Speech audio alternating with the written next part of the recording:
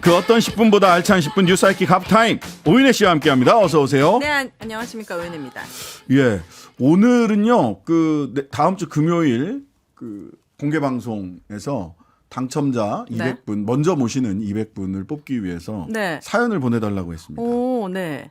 뉴스 사이킥 하프타임을 좋아하는 진짜요? 이유. 오, 여러분 많이 좀 보내주세요. 네, 기대하고 있겠습니다. 네. 2276님 벌써 보내주셨네요. 하프타임을 좋아하는 이유. 짧은 시간이지만 내가 화나는 이슈에 대해서 나 대신 화내주고 대변해주는 느낌이어서 좋아합니다. 그렇군요. 감사합니다. 하프타임이 좋은 이유 마구마구 많이 좀 보내주시고. 예. 내일은 제가 5시 반부터 그렇죠. 지금 앉아 계시는 자리에 제가 살짝 또 30분 동안 제자리에. 앉아볼 수 있는 프리아이 킥이 진행이 됩니다. 헬마 거의 없다와 함께 5시 30분부터 하니까요. 그때 많이 들어와 주시고 대신 하프타임은 우리 묘성 장군 김묘성 씨가 함께하고 있기 때문에 그것도 기대 많이 부탁드립니다. 네. 내일 5시 반 이 자리에 제가 앉아있는 이 자리에 오윤혜 씨가 헬마와 거의 없다 불세출의 영화 유튜버 거의 없다를 모시고 거느리고 함께합니다. 하는 프리아이킥 시간이 있습니다. 기대해 주시고요. 네. 자, 오윤혜 씨가 본 오늘의 뉴스는 자, 이번 주부터 시작된 국정감사에서 재밌는 장면이 많이 나오고 있습니다. 네. 그동안 우리가 가장 미스터리였던 게 하나가 R&D 예산 있잖아요. 요거를 왜 자꾸 삭감을 할까? 미스터리죠. 이념 행보도 아니고 민생 행보도 아니고 이거 누구한테 좋을 게 하나도 없을 것 같아서 의문이었는데 오늘 국정감사장에서 그 힌트를 얻을 만한 장면이 있었습니다. 함께 들어보고 오실게요.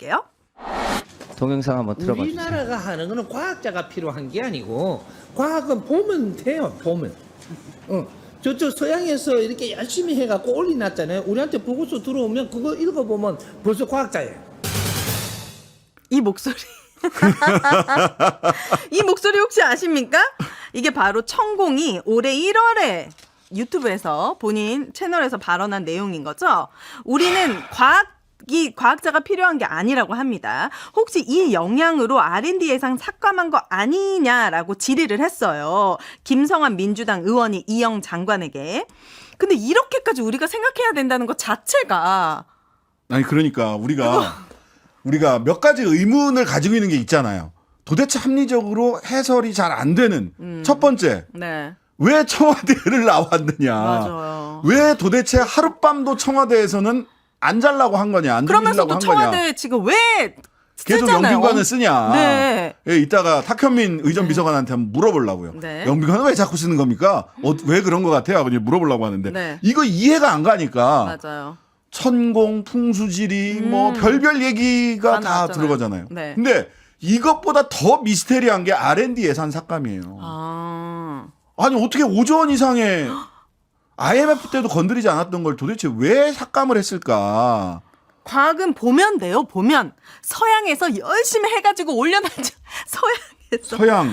네네. 하여튼간에 그게 도대체 이해가 안 가니까 IMF 때도 건드리지 않았던 거고 심지어는 뭐 네이처나 사이언스 같은 유수의 그 과학 잡지, 과학 저널에서도 한국이 왜 이거를 삭감했는지 분석이 어렵다. 근데 어쨌든 소위 과학기술 R&D 예산의 챔피언이었던 사이언스지에서 그렇게 그 보도를 했어요. 챔피언이었던 한국이 스스로 그 왕좌에서 물러내려왔다. 스스로. 뭐 때문에? 그러니까 그걸 모르겠어. 그러니까 천공 얘기까지 우리가 찾아 들어가게 되는 겁니다. 그러면 윤석열 대통령이 R&D 예산을 이렇게까지 많이 삭감하는데 근거로 제시한 게 뭡니까? 그것도 정확치가 않아요. 부정부패의 고리가 있다. 뭐 R&D 카르텔이 있다는 얘기냐. 뭐 그런 비슷한 얘기를 했는데 명확하게 얘기를 안 했고 대통령은 뭐라고 얘기를 했냐면 대통령은 뭐라고 얘기를 했냐면 제 기억으로는 이런 취지가 뭐냐면 국가가 다 도와줄 수는 없다. 그러면요. 어느 정도 어렸을 때 뭐 어느 정도 성장을 했으면 스스로 자립해야 된다. 그런데 이 얘기는 정확하게 거꾸로입니다. 말하자면 스스로 자립할 정도가 되면은요. 그런 건 뭐냐 돈이 되는 연구들이거든요. 그런 건 기업에서 다 해요. 삼성이나 이런 데서 기업에서 알아서 다 합니다. R&D. 그리고 R&D 예산으로 기업에서 쓰면은요. 우리나라에서 세금을 엄청 깎아줘요. 또 그만큼. 비용에서도 훨씬 더 비용 처리를 엄청나게 크게 해준단 말이에요. 그런 식으로 해서 이미 다 도와주고 있어요. 대기업에서 알아서 돈 되는 거 하는 거는. 그럼 국가가 해야 되는 건 뭐냐? 지금 천공이 서양에서 알아서 한다고 이야기했던 기초과학입니다. 기초과학을 제대로 하지 않으면은요. 응용과학, 응용 산업으로 나아갈 수가 없어요. 소부장 업체들이 가장 힘들어했던 거. 네. 저도 이제 그런 반도체 소부장 업체를 운영하는 친구가 있어요. 이 네. 친구가 하는 얘기가 뭐냐면 제발 화학, 수학, 물리 이런 기초 과학에 투자해줬으면 좋겠다. 반도체라는 것이 반도체 학과에서 반도체를 개발하는 게 아닙니다. 기본적으로는 화학, 수학, 물리학 이런 것들이 다 기반이 돼야지, 기초과학이 기반이 돼야 네. 반도체에서 혁신이 일어날 수 있다라는 거예요. 네. 소부장 업체들이 바라는 거는 물론 돈 국가에서 직접 기업에 주는 거 좋아하죠. 제일 좋아합니다. 네. 하지만 그거는 많이 주면 줄수록 좋다. 근데 정말 국가가 해줬으면 하는 것은 네. 기초과학, 화학, 물리학 네. 등등등의 기초과학을 튼튼히 해줘야. 과학을 좋아하는 뜻도 예. 대통령이. 아, 그렇죠. 네. 맨날 과학적으로 얘기를 하시잖아요. 네. 그래야 정말 소부장도 발전할 수 있다라고 하는 거예요. 그러니까 도대체 납득할 수 없으니까 천공이 소환된 거다. 왜 또 천공 갖고 뭐라고 하느냐라고 네. 비판하실 수 있어요. 그 비판도 그럴만합니다. 하지만 천공조차 소환하지 않으면 네. 도대체 대통령께서 납득할 만한 설명을 맞아요. 해주고 있지 못하다.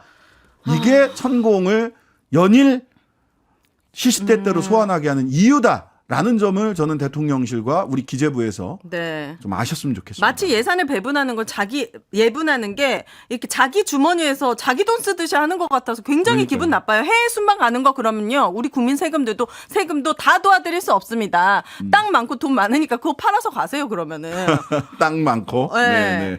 자, 그리고 이번엔 제가 몇 차례 뉴스를 가지고 나왔던 검찰의 특수활동비 문제입니다. 어제 박주민 의원이 한동훈 장관에게 질의한 게 돋보였습니다. 이것도 한번 들어보고 오실게요. 그런데 최근 보도를 보면 검찰이 소송 결과에 따라 시민단체 등에 제출한 특수활동비 지출 증빙 서류가 있는데 이게 다 먹칠이 돼 있어요.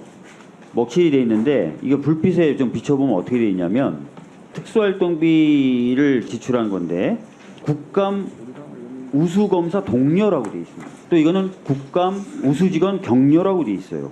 자, 특수활동비 기밀 유지가 요구되는 정보 및 사건 수사 이에 준하는 어떤 활동에 대해서 직접 소요되는 경비로 사용돼야 되죠. 명목이 아마 수사 보통 저렇게 소액으로 나간 걸 보면요 액수가 후지급되거나 이런 경우도 많이 있거든요. 실제 있어 보면 해당됩니까 안 됩니까? 자 저것만 가지고 제가 말씀드릴 수 있는 장관님. 문제는 아니고요. 이런 점검을 했을 때 저런 것들이 드러났을 때 그럼 당연히 문제가 있네라고 체크를 해야 되는 것 아니겠습니까?